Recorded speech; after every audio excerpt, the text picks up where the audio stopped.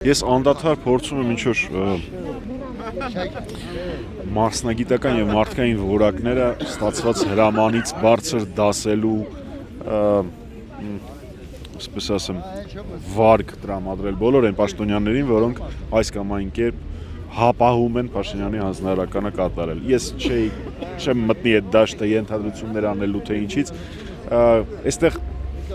հարյուրավոր մարդիկ են եւ անցած անգամ հավաքված եւ այս անգամ, բայց նույնիսկ եթե այդ մարդիկ հավաքված չլինեին, հո իրավաբանները իրանք գիտեն, չէ, ինչ են անում։ Տեսնում են, չէ, որ ակնհայտ ապօրինի գործընթացը, տեսնում են, չէ, որ ակնհայտ ապօրինի քաղաքական դրդապատճառներով հետապնդում է,